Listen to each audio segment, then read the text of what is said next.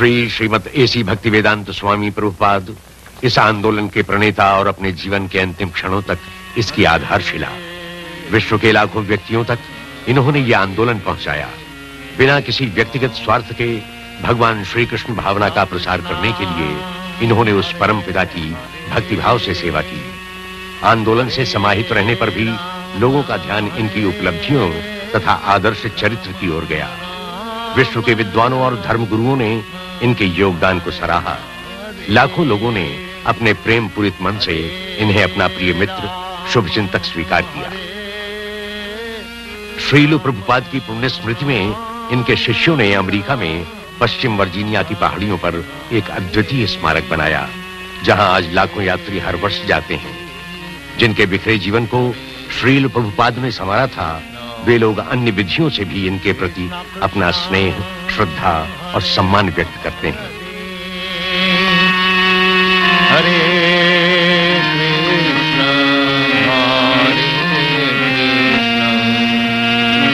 कृष्ण कृष्ण हरे हरे हरे राम हरे। सदैव भगवान श्री कृष्ण का स्मरण, यह मूल मंत्र सदियों से भारत की आध्यात्मिक संस्कृति का लक्ष्य रहा है। आज भी भगवान श्री कृष्ण का स्मरण शिल्पकला, नृत्य, नाट्य और दर्शन की अद्भुत प्रतिभा के रूप में किया जाता है।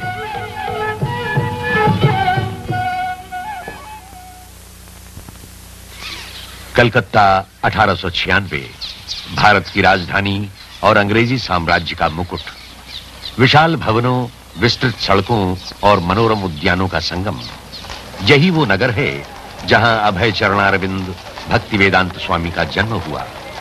इनके संपन्न परिवार का लक्ष्य व्यापार था, परंतु ये स्वयं जन्म से ही भगवान श्री कृष्ण के परम भक्त थे। अपने बाल्यकाल से ही वे अपने पिता के साथ राधा कृष्ण मंदिर में नियमित जाते थे। 4 वर्ष के होते होते वे अपनी इच्छा से अपने ही घर में श्री राधा कृष्ण की पूजा करने लगे थे। भगवान श्री कृष्ण की स्तुति में जब परंपरागत रथ यात्रा निकलती तो अभय चरण भक्ति विह्वल हो जाते। फिर ये अपने पिता की सहायता से रथ यात्रा का उत्सव अपने घर में ही मनाते। 8 वर्ष की आयु में अभय चरण पास के मुट्टीलाल सील स्कूल में प्रवेश लेते हैं और स्नातक उपाधि के लिए कलकत्ता के प्रतिष्ठित महाविद्यालय स्कॉटिश चर्च कॉलेज के विद्यार्थी बनते हैं। उन दिनों महात्मा गांधी सारे देश में अंग्रेजों के विरुद्ध बहिष्कार आंदोलन की तैयारी कर रहे थे। भारतीय संस्कृति एवं भारतीयों के प्रति अंग्रेजों की दमन नीति की प्रतिक्रिया अभय चरण के संवेदनशील मन पर भी होती है। वो प्रारंभ से ही गांधी जी के इस आंदोलन के समर्थक बन जाते हैं। परंतु 1922 में अभय चरण भगवान श्री कृष्ण के अनन्य भक्त श्रील भक्ति सिद्धांत सरस्वती गोस्वामी के संपर्क में आते हैं और उनके जीवन का मार्ग बदल जाता है। श्रील भक्ति सिद्धांत स्वयं आध्यात्मिक गुरुजनों की उस शिष्य परंपरा में से थे जिसका संबंध भगवान श्री कृष्ण से है। वे अभय चरण के मन पर यह अंकित करते हैं कि देश का उत्थान भगवान श्री कृष्ण के आध्यात्मिक संदेश द्वारा ही संभव है। इससे अधिक महत्वपूर्ण और कुछ नहीं है। वे अभय चरण को परामर्श देते हैं कि भगवान श्री कृष्ण भावना का पश्चिमी देशों में प्रसार करें। अभय चरण सुनते हैं और अत्यंत प्रभावित होते हैं। इस समय तक अभय चरण का परिवार बढ़ जाता है। वे इलाहाबाद जाते हैं और वहां एक औषधालय सफलतापूर्वक चलाते हैं। इस उत्तरदायित्व के बीच भी उनके मन में अपने आध्यात्मिक गुरु के शब्द निरंतर गूंजते रहते हैं। 1933 में वे श्रील भक्ति सिद्धांत सरस्वती गोस्वामी के शिष्य बनते हैं, जो उनके विषय में टिप्पणी करते हैं। अवसर मिलते ही यह भक्त सब कुछ करेगा। 3 वर्ष बाद श्रील भक्ति सिद्धांत भौतिक जगत से विदा लेते हैं, परंतु विदा लेने के पूर्व अभय चरण को स्मरण कराते हैं अपना धर्मोपदेश अंग्रेजी के माध्यम से देना। 1944 में वे पाक्षिक पत्र बैक टू गॉड हेड का प्रकाशन और वितरण स्वयं अकेले प्रारंभ करते हैं। बैक टू गॉड हेड का प्रथम अंक युद्ध की विभीषिका का चित्र प्रस्तुत करता है। पत्र में यह स्वर स्पष्ट है कि विश्व के लोग शांति चाहते हैं, भगवान के बिना भगवत साम्राज्य चाहते हैं। वास्तव में जब तक हम निस्वार्थ भाव से हरिमय नहीं होंगे, तब तक हमारी शांति योजनाएं असफल होती रहेंगी। युद्ध के पश्चात अभय चरण झांसी पहुंचकर एक भक्त संघ की स्थापना करते हैं। अंतरराष्ट्रीय संगठन की नियमावली भी तैयार करते हैं, जिसके अनुसार सदस्यों के लिए शांतिमय तथा हरि समर्पित जीवन अनिवार्य है। उनके प्रथम शिष्य आचार्य प्रभाकर इस प्रकार उनका स्मरण करते हैं। दीक्षा लेने के लिए उन्होंने प्रश्न किया, यदि तुम सिगरेट पीते हो तो छोड़ दो, यदि तुम तामस आहार करते हो तो छोड़ दो, और मदिरा मांस आदि खाते हो तो छोड़ दो, मैं तुम्हें अपना शिष्य बना सकता हूं। ऐसे लोग बहुत कम मिले और वे लोग सब चले गए। तब उन्होंने कहा कि इस देश में अभी कृष्ण भावना का विस्तार नहीं, मुझे इस देश से बाहर जाना होगा, वहां लोग मुझे मिलेंगे, जब लौट कर आऊंगा तो फिर इस देश में कृष्ण भावना का काम चलेगा। के अनुसार 55 वर्ष की आयु में अभय चरण पारिवारिक जीवन से मुक्त होते हैं और उसके 5 वर्ष बाद संन्यास ग्रहण करते हैं। अब वे ऐसी भक्ति वेदांत स्वामी के नाम से जाने जाते हैं। उनका निवास वृंदावन में स्थित मध्ययुगीन श्री राधा दामोदर मंदिर है, जहां वे एकाकी अपने गंभीर अध्ययन व लेखन में लगे हैं। यह वृंदावन ही था जहां 50 सदियों पूर्व भगवान श्री कृष्ण ने अपनी लीला का प्रदर्शन किया था, और तभी से साधुजन इस भूमि को संसार की पवित्रतम भूमि मानकर पूजते हैं। यहाँ के अन्य भक्तों की तरह भक्ति वेदांत स्वामी विरक्त होने की बात नहीं सोचते। उन्हें तो वृंदावन की पावन भूमि जप पूजन और लेखन की प्रेरणा देती है। यहीं वे अपने महान ग्रंथ का लेखन आरंभ करते हैं। वो महान ग्रंथ श्रीमद् भागवतम का अनुवाद तथा टीका है। भक्ति वेदांत स्वामी इस ग्रंथ को समस्त मानव समाज में आध्यात्मवाद के पुनर्जागरण का वैदिक मार्ग कहते हैं। अपने इस कार्य के बीच वे वृंदावन से दिल्ली जाते हैं और अपने ग्रंथों तथा पत्रिका का मुद्रण कार्य कराते हैं। यात्रा में समय नष्ट होता है, असुविधाएं भी होती हैं, परंतु भक्ति वेदांत स्वामी इसे भी अपने भगवान श्री कृष्ण की सेवा में समर्पित अपने अध्यात्म उद्देश्य का एक अंग मानते हैं। वे लिखते हैं, हमारे नेताओं ने चतुराई से भारतीय अध्यात्म के कोश को एक ओर रख दिया है और पाश्चात्य भौतिकता का अनुकरण कर रहे हैं। इसके कारण जनमानस अधिक दुखी है, क्योंकि मानव जीवन में आध्यात्मिक पक्ष से अधिक महत्वपूर्ण और कुछ भी नहीं है। दिल्ली में भक्ति वेदांत स्वामी बैक टू गॉड हेड की प्रतियां स्वयं वितरित करते हैं, और जो भी थोड़ा सा अनुदान मिलता है उससे प्रकाशन को जीवित रखने के लिए संघर्ष करते हैं। वे अपने मुद्रक सुरेंद्र कुमार जैन से नियमित मिलते हैं। श्री जैन उनके विषय में कहते हैं, फरवरी 1956 में पहली बार मैं प्रभुपाद जी से मिला। वो मेरे पास बैक टू गॉड हेड के मुद्रण के संबंध में आए थे। मैंने अनुभव किया कि रुपए जमा करना उनके लिए कठिन है। वो मेरे प्रेस में प्रायः रोज ही आते और मुद्रण पूरा होने पर सारा काम भी स्वयं ही करते। वे एक समर्पित व्यक्ति थे और बात के धनी। जब कभी वे मुद्रण की राशि नहीं दे पाते तो मैं उनसे कहता, आप ये सब क्यों करते हैं, इसे बंद कर दीजिए। और वे गंभीरता से उत्तर देते, नहीं, ये तो मेरे जीवन का लक्ष्य है। सुरेंद्र कुमार जी, आप एक दिन देखेंगे कि मैं अपने लक्ष्य तक पहुंच गया। 1964 तक भक्ति वेदांत स्वामी श्रीमद् भागवतम के 3 भाग पूरे करते हैं। तत्कालीन प्रधानमंत्री श्री लाल बहादुर शास्त्री उनकी इस लगन को सराहते हैं और सुझाव देते हैं कि उनके ये ग्रंथ देश के सभी पुस्तकालयों में रखे जाएं। सिंधिया जहाजरानी कंपनी की अध्यक्षा सुमति मुरारजी उनके प्रकाशनों के लिए आर्थिक सहायता देती हैं और उनकी अमेरिका यात्रा का प्रबंध करती हैं। सुमति मुरारजी के शब्दों में, और एक दिन उन्होंने मुझसे अमेरिका जाने की इच्छा प्रकट की। मुझे आश्चर्य हुआ। मैंने कहा, स्वामी जी, आप वहां मत जाइए, आप वृद्ध हो गए हैं, वहां की सर्दी आप सहन नहीं कर पाएंगे। फिर भी उन्होंने अपनी इच्छा नहीं बदली, इसलिए मैं मान गई। मैंने जलदूत जहाज से उनकी यात्रा का प्रबंध कर दिया। जल यात्रा के समय जिस दिन उनका जहाज स्वेज में था, उसी दिन भगवान श्री कृष्ण का जन्मदिन था। उन्होंने जहाज के सभी यात्रियों, चालकों तथा अधिकारियों को एकत्र किया, उन्हें श्लोक सुनाए और प्रसाद बांटा। And then some prasad was distributed to them and all that. भक्ति वेदांत स्वामी एकाकी याचक की भांति लगभग आधा विश्व भ्रमण करते हैं। इस समय उनकी पूंजी भगवान श्री कृष्ण का अलौकिक संदेश और हरिनाम में उनकी आस्था है।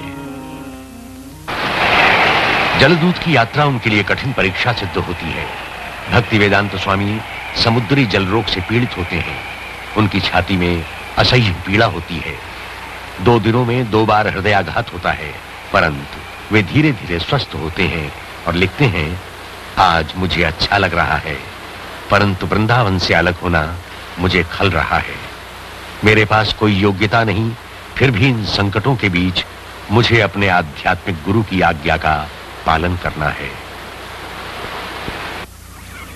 17 सितंबर 1965 जलदूत बोस्टन बंदरगाह के तट पर रुकता है।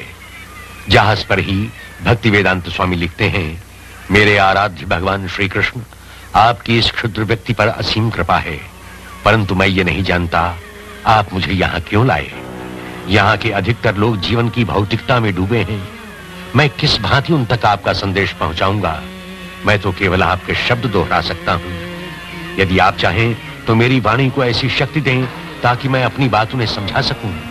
न मैं भक्त हूं, न मेरे पास ज्ञान है, परंतु मुझे आपके पावन नाम पर विश्वास है। यदि आपकी दया होगी तभी मैं अपना नाम भक्ति वेदांत सार्थक कर पाऊंगा। और इसके बाद वे हस्ताक्षर करते हैं, अत्यंत दीनहीन भिक्षुक एसी भक्ति वेदांत स्वामी। भक्ति वेदांत स्वामी सर्वप्रथम बटलर पेंसिल्वानिया में रुकते हैं। अपने एक मित्र के पुत्र गोपाल अग्रवाल और उनकी पत्नी शैली के मकान को अपना निवास बनाते हैं। Swami was a friend of my husband's father. शैली के शब्दों में, स्वामी मेरे ससुर के मित्र थे। मेरे ससुर श्री अग्रवाल भारत में आगरा के निवासी थे। उनके कहने पर मैंने स्वामी को सहयोग दिया। वे आधी रात के समय हमारे घर आए और लगभग 1 माह हमारे साथ बटलर में रहे। मैंने उन्हें अपने ससुर की तरह ही स्नेह और सम्मान दिया। वे भावुक और दयालु थे। वास्तव में मैंने अपने जीवन में वैसा असाधारण व्यक्ति नहीं देखा। स्वामी जी के पास गिनी चुनी वस्तुएं थीं, पीठ पर थोड़े से कपड़े, एक टाइपराइटर, कुछ पुस्तकें तथा एक थैली में अनाज। बस यही उनका सामान था। कल्पना कीजिए, विश्व के दूसरे छोर पर आए व्यक्ति के पास बस इतना सामान। परंतु मैंने अनुभव किया कि उनके भीतर बहुत कुछ था। स्वामी जी अपने साथ एक छोटी कढ़ाई भी लाए थे जिसमें अपना भोजन बनाते थे। अपना ही क्यों, वे हमारा भोजन भी बनाते थे। हमारा बच्चा केवल 6 माह का था जब वो आए, और जब ब्रिज पहली बार खड़ा हुआ, उसे खड़ा देखकर वे हंसे थे, खूब हंसे थे। ऐसी हंसी जो निश्चल होती है, सारे विश्व को मोह लेती है। उनके 1 माह के संपर्क में मुझे ऐसा आनंद मिला जैसा आनंद पाने की कामना मैं हमेशा करती हूँ। बटलर में भक्ति वेदांत सुविधा पूर्वक रहते थे, परंतु उन्होंने सोचा कि विश्व का सर्वश्रेष्ठ दर्शन भगवान श्री कृष्ण की भावना का प्रसार विश्व के श्रेष्ठतम नगर न्यूयॉर्क से प्रारंभ किया जाए। वे वहां से 100 वेस्ट में 72वें मार्ग पर रहने आते हैं। 3 माह पश्चात उनका टाइपराइटर तथा अनुवाद के लिए उपयोगी टेप रिकॉर्डर चोरी हो जाता है। भक्ति वेदांत स्वामी ने बाद में कहा, मैं संकट उठाकर अमेरिका आया, शरीर शिथिल और जीवन का अंतिम चरण। कभी यह भी नहीं सोचता कि कहां रहूं, और फिर उसके ऊपर वहां का भयानक शीत। यूं तो मैं 1 वर्ष अकेला था, परंतु मैंने अकेलेपन का कभी अनुभव नहीं किया। मुझे यह आभास होता रहता था कि मेरे आध्यात्म गुरु मेरे समीप हैं, इसलिए सारी कठिनाइयां होते हुए भी मैंने अपना उत्साह नहीं खोया। भक्ति वेदांत स्वामी अमेरिका उस दशक में पहुंचे जब सारे वातावरण में असंतोष व्याप्त था। जाति भेद को लेकर वियतनाम में चल रहे युद्ध के प्रति असंतोष था। असंतोष उन स्वार्थमय नीतियों के कारण भी था जो देश विदेश में चलाई जा रही थी। तो शासन से निराश होकर वहां के तरुणों ने एक विरोधी संस्कृति का सूत्रपात किया था। जब भक्ति वेदांत स्वामी अमेरिका पहुंचे, वहां तत्कालीन परिस्थिति के प्रति एक विद्रोह था और लोग विकल्प की खोज में लगे थे।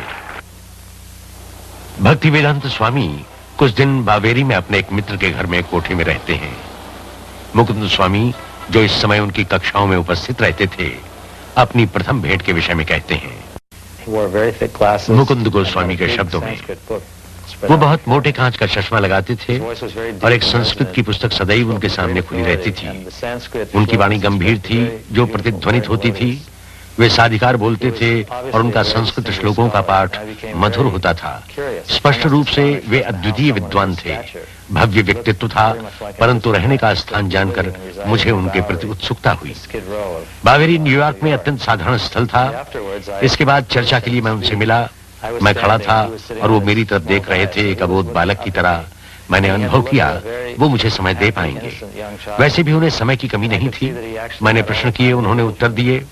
इसके कुछ दिनों बाद वे पड़ोस के सेकेंड एवेन्यू में चले आए। हमने उनकी सहायता की और उन्हें एक छोटा सा स्थान रहने को मिल गया, जिसमें पीछे की ओर एक स्वतंत्र कमरा था और सामने एक दुकान की रूपरेखा। उसके कुछ ही दिनों बाद ये दुकान का भ्रम कराने वाला सेकेंड एवेन्यू, जो न्यूयॉर्क के लोअर ईस्ट साइड में था और चारों ओर हिप्पियों से घिरा था, एक भव्य श्री कृष्ण मंदिर में परिवर्तित हो गया। मुझे स्मरण है वहां एलन गिल्सबर्ग ने आना शुरू किया था। उनका लोअर ईस्ट साइड में आना ही उनके सामाजिक मूल्यांकन का प्रमाण था। वहां की परिपाटी थी कि स्वामी, योगी और महत्वपूर्ण गुरुजन शहर के उस ओर ठहरते थे जहां उन्हें पूंजीपतियों का सहयोग और सहायता मिलती थी। उसी ओर एक शानदार भवन में कृष्णमूर्ति रहते हैं और फ्रांस में बनी सामग्री का उपयोग करते हैं। भक्ति वेदांत स्वामी का स्थान तो कलकत्ते की गलियों का स्मरण कराता है। वहां तो हिप्पी भी हैं जो कलकत्ते में नहीं। वास्तव में वे उपयुक्त स्थान पर ज्ञान का प्रकाश और आत्मा का संगीत ला रहे हैं। यही उसकी आवश्यकता है। उस स्थान की एक विशेषता और है, सन 60 के दशक में वो बौद्धिकता का केंद्र था और अब लगता है कि बौद्धिकता वहां लौट रही है।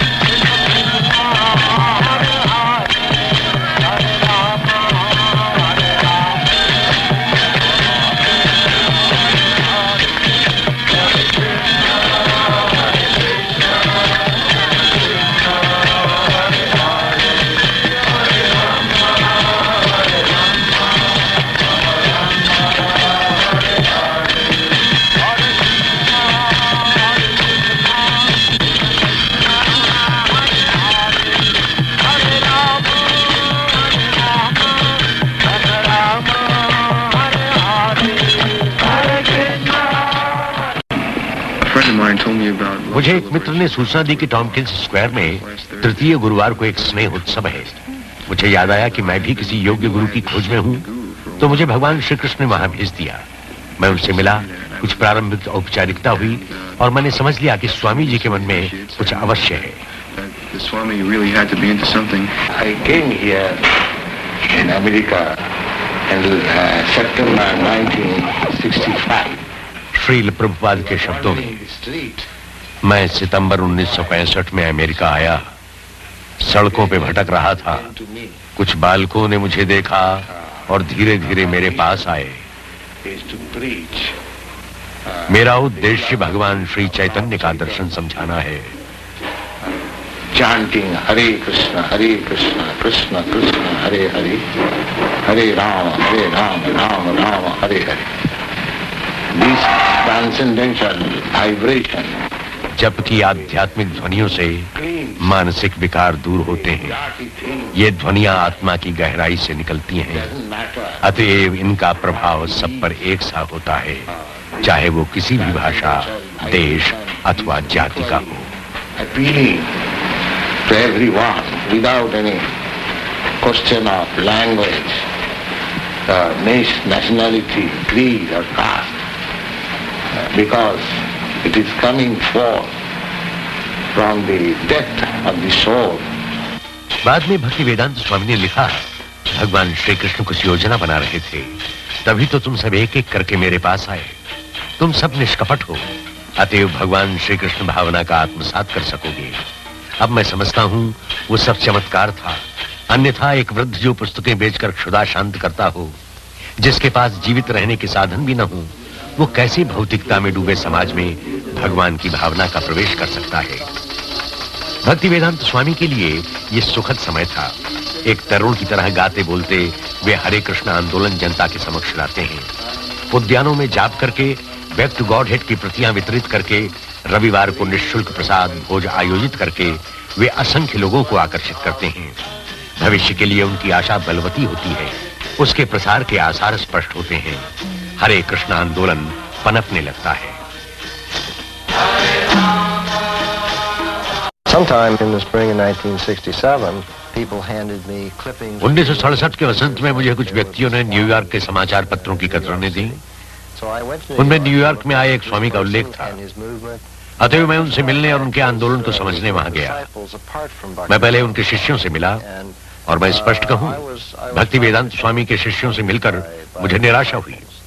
उनका ज्ञान अधूरा था और अपने लक्ष्य के विषय में वे भ्रमित थे। परंतु एक बात अवश्य थी, वो सभी गंभीरता से समर्पित थे। मैं उनके ये दो विरोधी पक्ष, एक ओर अनियमितता और दूसरी ओर संपूर्ण समर्पण, तब तक नहीं समझ पाया जब तक मैं भक्ति वेदांत स्वामी से नहीं मिला। और जब मंदिर में कई बार जाने के बाद उनसे मिला, तब मैंने स्पष्टता जाना कि केवल इन्हीं के कारण यह आंदोलन प्रगति कर रहा है। आश्चर्य की बात तो यह थी कि वे स्वयं को इन गतियों का केंद्र नहीं बताते थे। उन्होंने कभी ये नहीं कहा कि अमुक काम मेरे लिए करो। वो हमेशा कहते कि मुझे और आपको ये काम भगवान श्री कृष्ण के लिए करना चाहिए। वो प्रायः ऐसे काम कहते थे जो करने वालों को असंभव लगते थे। उन्होंने अपने एक प्रारंभिक शिष्य से एक पत्रिका शुरू करने के लिए कहा। उसने पत्रिकाएं पढ़ी थीं, परंतु पत्रिका के प्रकाशन से वो अनभिज्ञ था। उसने कहा, मैं ये कैसे करूंगा? भक्ति वेदांत स्वामी ने उत्तर दिया, भगवान श्री कृष्ण तुम्हारी सहायता करेंगे। फिर भी वो भयभीत था। न उसके संपर्क थे, न उसमें लोगों का विश्वास जीतने की क्षमता थी। परंतु स्वामी जी उसमें विश्वास जगाते हैं, कहते हैं भगवान श्री कृष्ण ही मार्गदर्शक हैं, वे ही आगे बढ़ाएंगे और वे ही हर कार्य करने की शक्ति भी देंगे। भक्ति वेदांत स्वामी न्यूयॉर्क के नहीं हुए थे, वे तो केवल भगवान श्री कृष्ण के थे। इसलिए जब उनके अनुयायी उन्हें सैन फ्रांसिस्को बुलाते हैं तो वो वहां भी पहुंच जाते हैं। वहां के निर्द्वंद तरुणों को भगवान श्री कृष्ण के विषय में बतलाते हैं। उनकी पुरातन संस्कृति, उनका आध्यात्मिक भोजन, उनका हृदयगत जाप और सदैव उच्च आदर्शों का महत्व समझाते हैं। फलस्वरूप हिप्पी आंदोलन के केंद्र Haight Ashbury Golden Gate Park जैसे स्थान पर हरे कृष्ण का मंत्र गूंज उठता है। मंत्र की गूंज में अद्वितीय शक्ति और प्रभाव स्पष्ट दृष्टिगोचर होता है।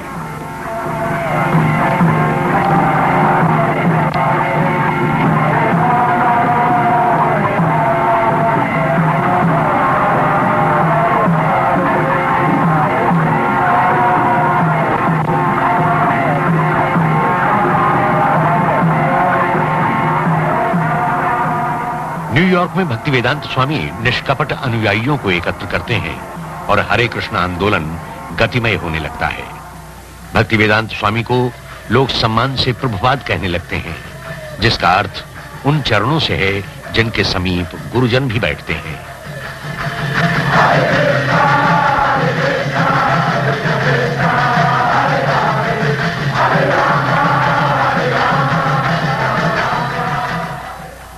मॉन्ट्रियल से प्रभुपाद 6 शिष्यों को मंदिर की स्थापना के लिए लंदन भेजते हैं।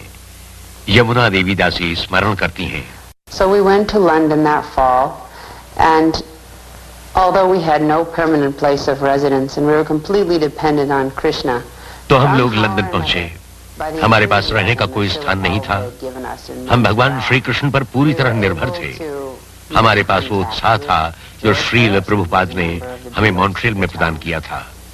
वही विश्वास और उत्साह लिए हम जॉर्ज हैरिसन के पास गए, जो उस समय बीटल्स के सदस्य थे। वो इतने मनोहर व्यक्ति थे कि हरे कृष्ण मंत्र को सुनते ही हमसे घुल मिल गए और बोले, हम उस मंत्र का रिकॉर्ड बनाएंगे। हमने रिकॉर्ड तैयार किया। उन्होंने उसमें पार्श्व संगीत भी दिया। रिकॉर्ड जनता के मध्य आया और एप्पल ने हमारे भ्रमण का कार्यक्रम बनाया। हम जर्मनी और फ्रांस गए। television coverage. दूरदर्शन ने हमारे कार्यक्रम को समय दिया। संडे टाइम्स पत्र ने हम पर आलेख प्रकाशित करने की इच्छा प्रकट की और हमने श्रील प्रभुपाद को तार से सूचित किया। कृष्ण भावना से लंदन चकित। With the headlines, Krishna consciousness startles London. Krishna भावना की दार्शनिक यश से प्रभावित होकर जो भी श्रील प्रभुपाद के पास शिष्य होने आता था वो इसे स्वीकार करते थे। हिंदुओं की कट्टरता के आधार पर नहीं वरन योग्यता और सच्चाई के आधार पर उसे ग्रहण करते थे। भारतीय आध्यात्मिक जीवन के इतिहास में आज तक ऐसा नहीं हुआ। इस दुष्टर कार्य की ओर किसी ने साहस भी नहीं किया कि पाश्चात्य देशवासियों को परिवर्तित कर उन्हें पूरी तरह भगवान श्री कृष्ण का भक्त बनाए। परंतु अपनी अतुलनीय आध्यात्मिक शक्ति और ईश्वरीय कृपा से वे सफल हुए। ऐसे सफल हुए जैसी उन्हें स्वयं भी आशा नहीं थी। यह आंदोलन कितना पुराना है? ऐतिहासिक दृष्टिकोण से यह लगभग 5000 वर्ष पुराना है। क्यों पाश्चात्य जगत अब इसकी ओर आकर्षित हो रहा है? इधर कुछ वर्षों से ही पाश्चात्य जगत पर इस आंदोलन का प्रभाव पड़ रहा है। ऐसा क्यों? पाश्चात्य देशों की तरुण पीढ़ी निराश और कुंठित है। हिप्पी आंदोलन इसका प्रमाण है। इसलिए जब उन्होंने कोई वास्तविक आधार पाया तो उसे ग्रहण कर लिया।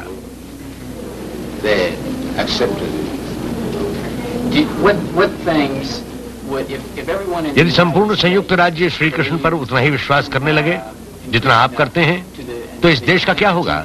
इसमें क्या परिवर्तन होगा?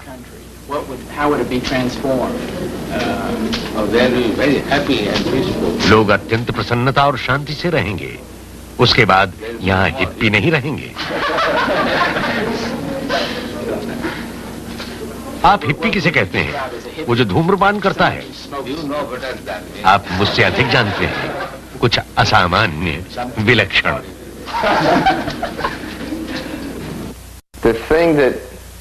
श्रील प्रभुपाद का अपने शिष्यों के प्रति समर्पण देखकर ही मुझे प्रेरणा मिली थी। अपने शिष्यों के साथ रहने में उन्हें महान सुख मिलता था। ये बात नहीं थी कि वे अनेक शिष्य बनाते थे और फिर उन्हें अपने कार्यों में लगाते थे। वास्तव में हम उनके लिए जितना कार्य करते थे उससे अधिक वे हमारे लिए करते थे। यात्रा के समय उनके साथ रहकर मैंने देखा है वे हमारे लिए कितना त्याग करते थे।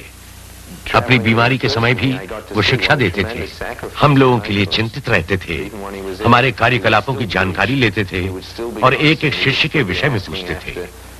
हमारी व्यक्तिगत आवश्यकताओं के लिए भी समय निकालते थे।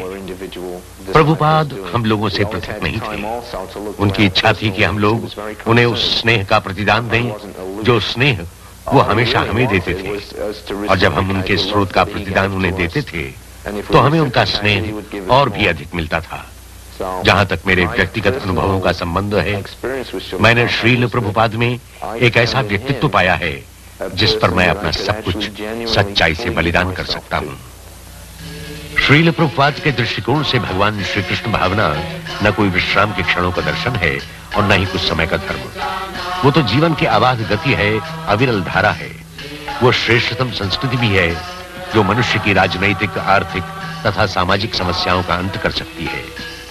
अपने इस स्वप्न को साकार करने के लिए श्रील प्रभुपाद 12 वर्षों में विश्व की परिक्रमा 14 बार करते हैं और अपने अनुयायियों को प्रेरणा देते हैं। जिज्ञासुओं से भगवान श्री कृष्ण भावना पर चर्चा करते हैं। श्रील प्रभुपाद के शब्दों में, वास्तव में हमारी व्यक्तिगत निधि कुछ नहीं है, जो है सब भगवान का है। हमने भगवान की निधि चुराई है और उस पर अपना अधिकार जताते हैं। जैसे ऑस्ट्रेलिया, वहां अंग्रेज आए, पर क्या ऑस्ट्रेलिया अंग्रेजों की संपत्ति है? वो तो पहले से ही वहां था। अमेरिका भी था। और जब सब कुछ नष्ट हो जाएगा तब भी वो रहेगा। इस सत्य के बीच हम आते हैं और अपना अधिकार जताकर कहते हैं ये संपत्ति हमारी है, और फिर झगड़ते भी हैं। भगवान श्री कृष्ण भावना की परंपराओं को पूर्ण वैभव के साथ पुनः जागृत करने के लिए प्रभुपाद एक ऐसे कृषक समाज की कल्पना करते हैं जिसका केंद्र भगवान हो। सर्वप्रथम ऐसा समाज वो पश्चिमी वर्जीनिया की पहाड़ी पर प्रारंभ करते हैं। इसे प्रभुपाद भगवान श्री कृष्ण के वृंदावन का स्मरण कर नया वृंदावन नाम देते हैं। 1972 में श्रील प्रभुपाद डेलास टेक्सास में भगवान श्री कृष्ण भावना पर आधारित प्राथमिक शाला प्रारंभ करते हैं। Srila Prabhupada very practically introduced a primary सत school स्वरूप दास गोस्वामी बतलाते हैं, children self-realization. श्रील प्रभुपाद व्यावहारिकता को ध्यान में रखकर प्राथमिक शाला प्रारंभ करते हैं, जिसमें बालक नियमित अध्ययन के साथ आत्मबोध का ज्ञान भी पा सकें। Free of vices. इसका यह अर्थ हुआ कि गुरुकुल परिपाटी अनूठी थी, क्योंकि वहां शिक्षक स्वयं दुर्गुणों से परे होता था। आज के शिक्षा जगत में ऐसे शिक्षक पाना कठिन है जो अपनी सारी शैक्षणिक योग्यताओं के बावजूद यौन विकृतियों, मद्यपान तथा धूम्रपान से मुक्त हो। परंतु भगवान श्री कृष्ण भावना के शिक्षक के लिए यह अनिवार्य है कि वो स्वयं भक्ति के ऐसे धरातल पर हो जहां उसके विद्यार्थी उसे आदर्श मानकर चलें। जो शिक्षक कहता है उससे अधिक जो वो करता है, उस सत्य से बालक शिक्षा ग्रहण करे। श्रील प्रभुपाद ने अपने गुरुकुल में इसी प्रकार के आदर्शों का समावेश किया। श्रील प्रभुपाद धीरे धीरे अपने शिष्यों को श्री मूर्ति पूजा की पवित्र परंपरा की ओर उन्मुख करते हैं, ताकि वे अध्यात्म के क्षेत्र में उन्नति कर सकें। वे कहते हैं, भगवान श्री कृष्ण केवल ज्ञानेंद्रियों की सहायता से नहीं समझे जा सकते, परंतु मूर्ति के रूप में वे स्वयं हमारे सामने प्रकट होने की कृपा करते हैं और हमारी सेवा स्वीकार करते हैं। जब हम मूर्ति की सुंदरता की ओर आकर्षित होंगे, तब हमारे मन से भौतिक वस्तुओं का आकर्षण नष्ट हो जाएगा। जो जो हम मूर्ति की सेवा करेंगे, त्यों-त्यों हमारे मन में भगवान के प्रति निष्ठा बढ़ती जाएगी और यही निष्ठा हमारे जीवन को सफल करेगी।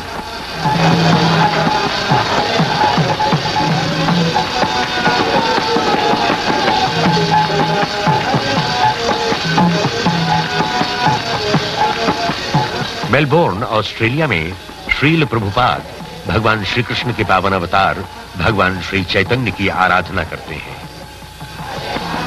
By Chaitanya Mahaprabhu's mercy, we have installed the deity here in your country.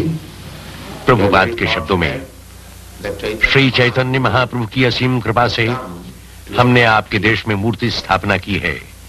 आप भाग्यवान हैं कि श्री चैतन्य महाप्रभु आपके देश में प्रकट हुए और अब वे आपको चिंता मुक्त होने का उपाय समझाएंगे। यही श्री चैतन्य महाप्रभु का संदेश भी है। हर व्यक्ति समस्याओं और चिंताओं से उलझा है, परंतु यदि वह चैतन्य महाप्रभु के दर्शाए मार्ग पर चलेगा तो वो इन सारी आपदाओं से मुक्त हो जाएगा।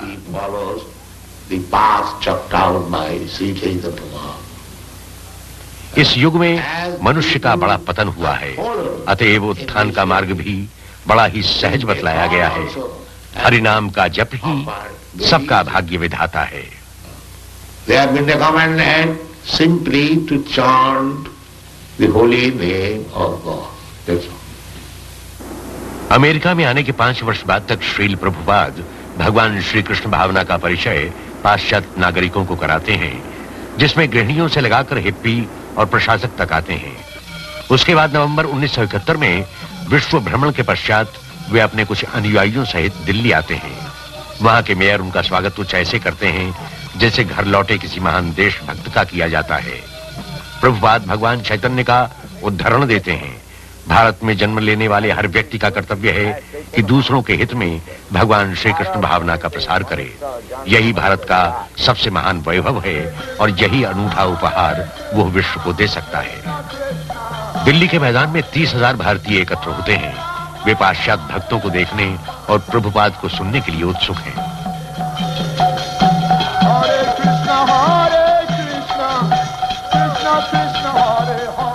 To bring about this change in India, Bhavanand Goswami के शब्दों में, भारत में ये परिवर्तन लाने और भगवान श्री कृष्ण भावना को पुनर्जागृत करने के लिए ही प्रभुपाद ने योजना बनाई थी कि वे अपने साथ नृत्य करने वाले श्वेत हाथी लाएं। उन्होंने मुझसे कहा था, जब मैं अपने शिष्यों के साथ भारत आऊं तो भारतीय मेरे नृत्य करने वाले श्वेत हाथियों को देखने अवश्य आएंगे। हमें प्रभुपाद के नृत्य करने वाले श्वेत हाथी बनकर बड़ा आनंद आता है। हमने उसे अपने पर प्रभुपाद की असीम अनुकंपा समझा कि उन्होंने हमें अपना नृत्य करने वाला श्वेत हाथी समझा और हम भगवान श्री कृष्ण भावना के भारत प्रसार में उनका सहयोग दे सके। told by an astrologer in पश्चिमी बंगाल के नवद्वीप स्थान के एक ज्योतिषी ने प्रभुपाद का चित्र देखा, उनका भव्य चेहरा देखकर उसने भविष्यवाणी की थी, इस व्यक्ति में ऐसी योग्यता है कि वो सारे संसार को शांतिपूर्वक रखने के लिए एक घर बना सकता है। जब मैंने ये प्रभुपाद से कहा तो बोले, यही तो मेरा उद्देश्य है। भगवान श्री कृष्ण भावना का भवन इतना विशाल है कि उसमें संपूर्ण विश्व शांतिपूर्वक रह सकता है। यद्यपि हरे कृष्ण आंदोलन सारे विश्व में फैल रहा था, फिर भी प्रभुपाद उसका मूल भारत भूमि पर ही रखना चाहते हैं। वे पश्चिमी बंगाल में मायापुर जाते हैं, जो भगवान श्री चैतन्य का जन्म स्थल है। वे भगवान चैतन्य ही थे जिन्होंने 500 वर्ष पूर्व सामूहिक रूप से हरिनाम आंदोलन प्रारंभ किया था। मायापुर में भक्तों ने एक छोटा सा भूमिखंड खरीदा और उस पर अंतर्राष्ट्रीय विश्राम गृह का निर्माण शुरू किया। भवन निर्माण की कला से अनभिज्ञ मुट्ठी भर भक्तों के लिए यह कार्य कठिन था। श्रील प्रभुपाद उन्हें निर्देश देते हैं, प्रोत्साहित करते हैं। हम अपने आवास के लिए घास की झोपड़ी से संतुष्ट हैं, परंतु यदि हमारे पास केवल घास की झोपड़ी ही हुई तो यहां कौन आएगा? हम अपनी धरती को जितना ही अधिक सजाएंगे, उतने ही अधिक लोग आकर्षित होंगे। प्रभुपाद यहां ज्ञान का विशाल मंदिर बनवाना चाहते हैं, जिसमें विश्व की बड़ी से बड़ी वेधशाला समा सके और उसके चारों ओर आध्यात्मिक नगर हो, जिसमें पाठशालाएं, दुकानें, खेत और अनेकों छोटे छोटे मंदिर हों, जिसमें भगवान श्री कृष्ण की वंदना की जा सके। अनेकों लोग आते हैं, श्री प्रभुपाद के आंदोलन में सक्रिय सहयोग देते हैं और उनके शिष्य बनते हैं। प्रभुपाद समझाते हैं कि मंदिर के आसपास 10 मील की परिधि में कोई भूखा नहीं रहना चाहिए। मार्च 1972 में भक्त इस्कॉन का प्रसाद वितरण आंदोलन प्रारंभ करते हैं और प्रसाद तथा शाकाहारी भोजन भगवान श्री कृष्ण के नैवेद्य के पश्चात बांटते हैं। जैसे ही मायापुर की योजना पूर्ण होती है, प्रभुपाद 6 महाद्वीपों से अपने शिष्यों को आमंत्रित करते हैं, जिससे वे हर वर्ष भगवान श्री चैतन्य के जन्म दिवस समारोह में एकत्र हो सकें। वृंदावन में श्रील प्रभुपाद अपने शिष्यों की आयोजित यात्रा पर विभिन्न पवित्र स्थानों के दर्शन कराते हैं और स्वयं भगवान श्री कृष्ण की लीलाओं का वर्णन करते हैं। भक्त यमुना के निर्मल जल में स्नान कर धन्य होते हैं। यमुना जय जय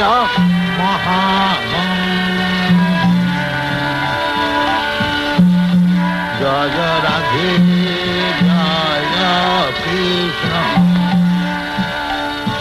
जय वृंदावन। प्रभुपाद देश की महानगरी बंबई में भूमिखंड प्राप्त करते हैं। यद्यपि उनके पास मंदिर के लिए छोटी सी झोपड़ी थी, फिर भी वे अंतरराष्ट्रीय संस्कृत केंद्र का स्वप्न देखते हैं। उनकी कामना है कि अधिक से अधिक लोग आध्यात्मिक जीवन का अमृत पान कर सकें, चाहे वो दार्शनिक तत्वों से हो, चाहे आध्यात्मिक भोजन से। वो तो यही चाहते हैं कि हर व्यक्ति प्रसन्न रहे, आशावान हो और शांति से जीवन व्यतीत कर सके। बंबई के एक वरिष्ठ उद्योगपति डॉक्टर एनडी देसाई उन दिनों का स्मरण करते हैं। उन्हीं के शब्दों में,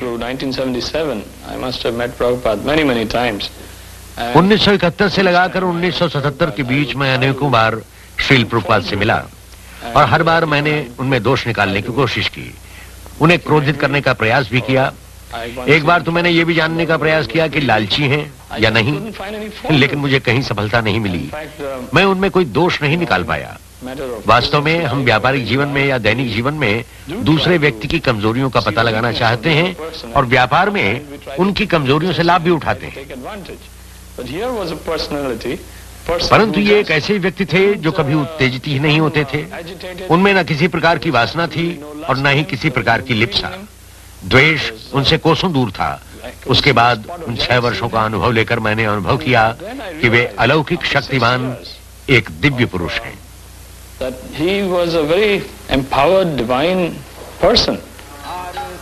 श्रील प्रभुपाद कहते हैं, मैं देख रहा हूं मेरे सभी स्वप्न धीरे धीरे साकार हो रहे हैं। बंबई में संगमरमर का विशाल मंदिर, एक स्टेज, एक भोजनालय, एक पुस्तकालय तथा 2 मीनारों वाला 7 मंजिलों का आश्रम। मायापुर में योजनाबद्ध आध्यात्मिक नगर पनप रहा है।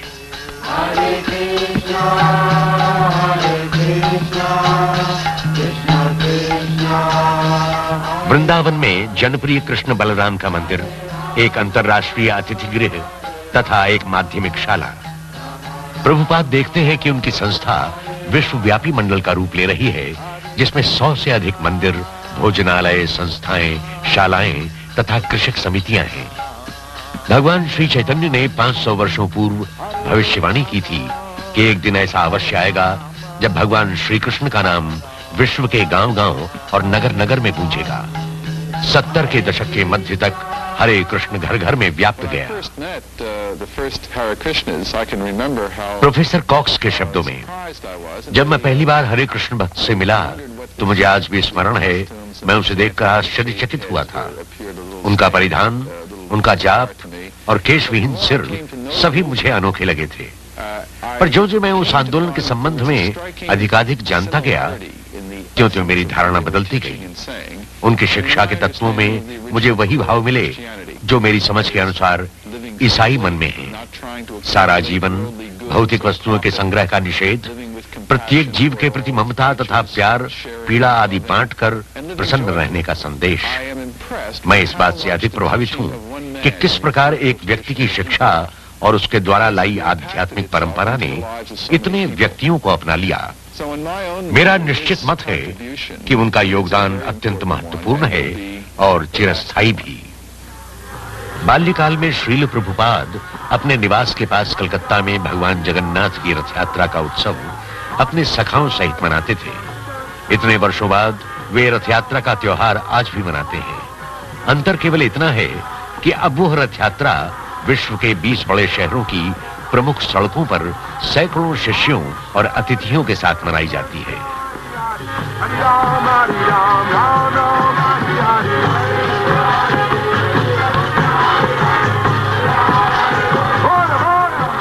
People follow. श्रील प्रभुपाद के शब्दों में, लोग अमेरिका निवासियों के पीछे भागते हैं, उनका अनुकरण करते हैं। मैं पूरे विश्व का भ्रमण करता हूं और देखता हूं वे गगनचुंबी अट्टालिकाएं बना रहे हैं, आपके देश का अनुकरण कर रहे हैं। इसलिए यदि आप भगवान श्री कृष्ण भावना को अपनाते हैं, उनका जप करते हैं, भाव विभल होकर नृत्य करते हैं, तो सारा विश्व आपके पद चिन्हों पर चलेगा और फिर यह वैकुंठ बन जाएगा। कष्टों से हमें त्राण मिल जाएगा। धन्यवाद। हरे कृष्णा कृष्ण कृष्ण हरे हरे, हरे राम राम राम हरे हरे, हरे कृष्णा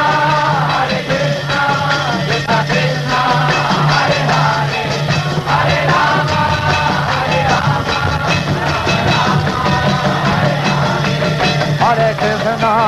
हरे कृष्णा कृष्ण कृष्ण हरे हरे, हरे राम राम राम हरे हरे, हरे कृष्णा हरे हरे, हरे राम राम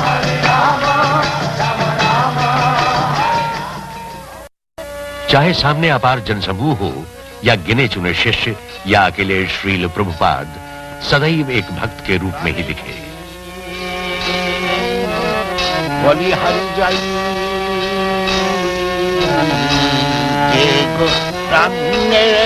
नाम नाय आरो हाय प्रेम राधे मुनि बोली हरि जय गौरंग गुलते झूरे नितलिया करे झूरे, गौरंग गुलते झूरे नितलिया करे जन भक्ति हरि।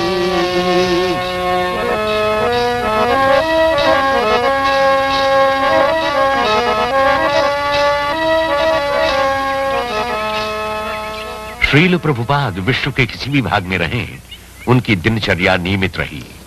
प्रातः काल के निर्मल और शांत वातावरण में टहलते, फिर विद्यार्थियों और अतिथियों के साथ अंतरंग होकर समय बिताते।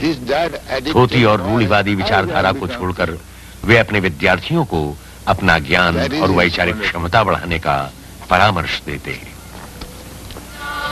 टहलने के बाद श्रील प्रभुपाद भगवत मूर्ति की वंदना करते, साष्टांग प्रणाम करते, तब श्रीमद् भागवतम के किसी श्लोक पर प्रवचन करते।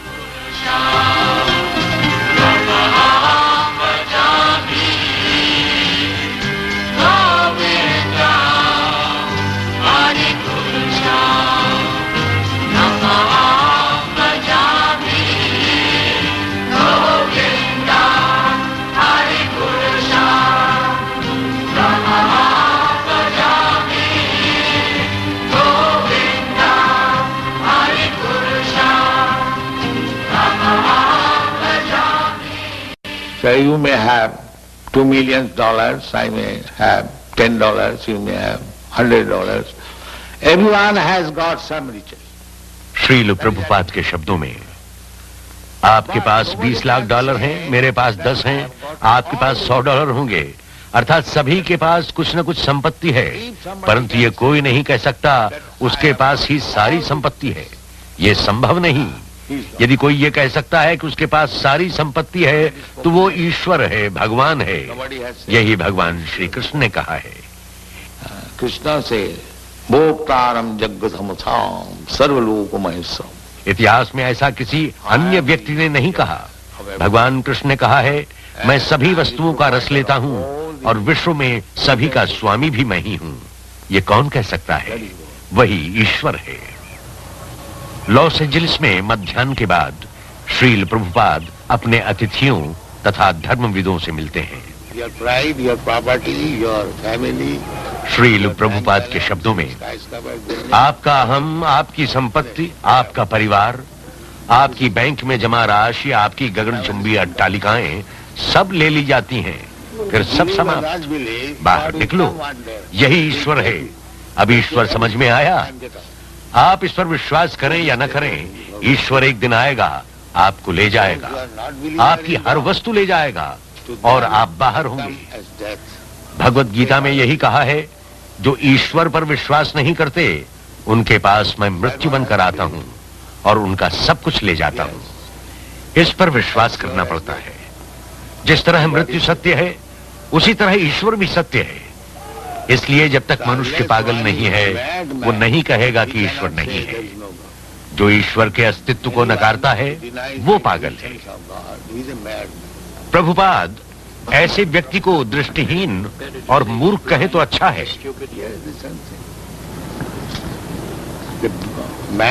पागल सभी मूर्खताओं का योग है।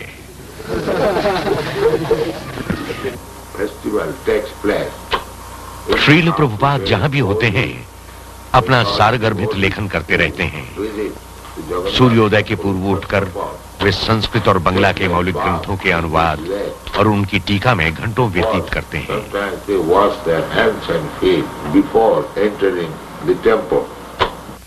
उनका सर्वाधिक महत्वपूर्ण योगदान उनकी पुस्तकें हैं। श्रील प्रभुपाद देखते हैं 6 करोड़ प्रतियां 28 भाषाओं में वितरित हो रही हैं। दर्जनों विश्वविद्यालयों के आचार्य उनकी पुस्तकों को आदर्श पाठ्य ग्रंथों के समान उपयोग में लाते हैं तथा उन पर प्रशंसात्मक टीकाएं लिखते हैं। डॉक्टर जूरा के शब्दों में, पाश्चात्य विश्व को उन्होंने श्री कृष्ण चैतन्य के भक्तिमय दर्शन से प्रथम बार परिचित कराकर एक महत्वपूर्ण कार्य किया है। इन पाठ्य ग्रंथों का परिचय भी उन्होंने भिन्न रीति से कराया है। मैंने भगवत गीता के अनेकों अनुवाद पढ़े हैं, जिनकी व्याख्या अद्वैतवाद के दर्शन की भांति अवैयक्तिक है, और ये अनुवाद आप इसे प्रथम बार भी कह सकते हैं। सच्चे अर्थों में ये भक्तिमय अनुवाद है, आध्यात्मिक अनुवाद है। मेरा विश्वास है कि यही अनुवाद भगवत गीता के वास्तविक अर्थ और उद्देश्य के समीप आता है। 1972 में स्थापित भक्ति वेदांत पुस्तक संस्थान मूलतः श्रील प्रभुपाद की कृतियों का प्रकाशन करता है। यह संस्थान भारतीय धर्म और दर्शन की पुस्तकों का महानतम वितरक बन गया है। श्रील प्रभुपाद का श्रेष्ठतम ज्ञान इन पुस्तकों का प्राण है, जो हरे कृष्ण आंदोलन का आधार है। भविष्य इसका साक्षी होगा कि यह आंदोलन अगले 10,000 वर्षों तक प्रगति करता ही रहेगा। 1977 में अपने गिरते स्वास्थ्य के बाद भी श्रील प्रभुपाद अपनी यात्राएं और शिक्षा का कार्य अनवरत करते हैं। फरवरी 1977 विश्व की महानतम तीर्थ यात्रा कुंभ मेला, जो इलाहाबाद में होता है। शरीर की शिथिलता के बाद भी श्रील प्रभुपाद यहां उपस्थित होते हैं। उनके शिष्य कीर्तन करते हैं और बैक टू गॉड हेड पत्रिका की प्रतियां वितरित करते हैं। Practically from the very beginning, Srila Prabhupada Kirtanananda स्वामी के शब्दों में, gave us वस्तुतः प्रारंभ से ही श्रील प्रभुपाद ने हमें चेतावनी दे दी थी कि वे सदैव हमारे साथ नहीं रहेंगे। वास्तव में 26 एवेन्यू में अपने कार्य के प्रारंभ में कुछ माह बाद ही वे बीमार पड़ गए। उस समय हम भयभीत हुए थे कि वो तभी हमारा साथ छोड़ देंगे। उन्होंने कहा, मैं वृद्ध हो गया हूँ, किसी भी क्षण विदा ले सकता हूँ। 3, 20 और 10 वो बीत गया है। मैं पूर्व सूचना दे रहा हूँ। प्रभुपाद इस भ्रांति में कभी नहीं थे कि वे सदैव हमारे साथ इस संसार में रहेंगे, परंतु उन्होंने कहा, मेरी शिक्षा रहेगी। और उन्होंने प्रारंभ से हमें अपनी शिक्षा के योग्य बनाया, प्रशिक्षित किया तथा अपने व्यक्तित्व का उपयोग करना सिखाया। उनकी इच्छा थी हम उनके आदर्शों का पालन कर भगवान श्री कृष्ण का वैभव और प्रदीप्त करें। दिन पर दिन उनका स्वास्थ्य गिर रहा था, फिर भी श्रील प्रभुपाद बंबई के रात्रिकालीन कार्यक्रमों में प्रवचन करते। स्वास्थ्य लाभ के लिए वे मई में हिमालय की तराई के नगर ऋषिकेश गए। वहां भी वे अपने शिष्यों को शिक्षा देते हैं। इसके पश्चात अक्टूबर में श्रील प्रभुपाद अपने पुराने निवास वृंदावन को लौटते हैं, जहां वे अपने अंतिम दिन व्यतीत कर सकें।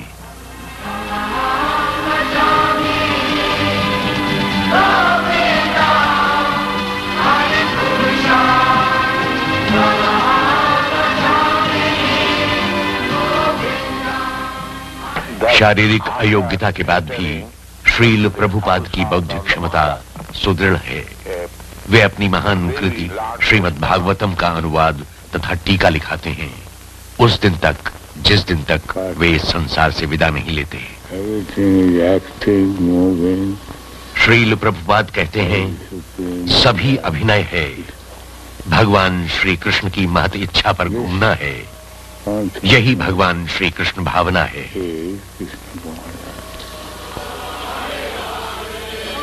14 नवंबर 1977 श्रीमत एसी भक्तिवेदांत स्वामी प्रादुर्भूत हो गए।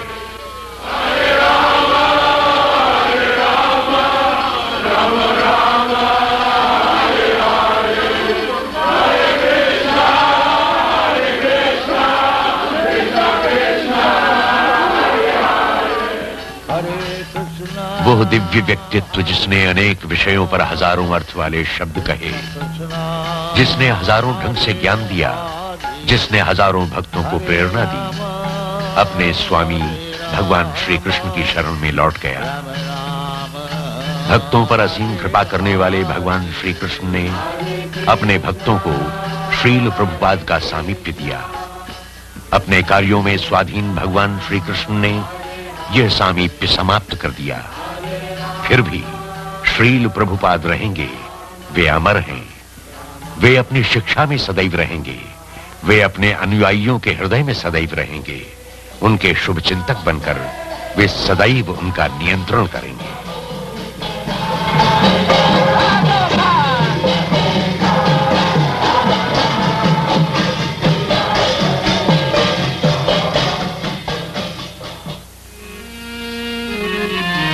Hare Krishna, Hare Krishna, Krishna Krishna, Hare Hare, Hare Krishna, Hare Krishna, Krishna Krishna, Hare Hare, Hare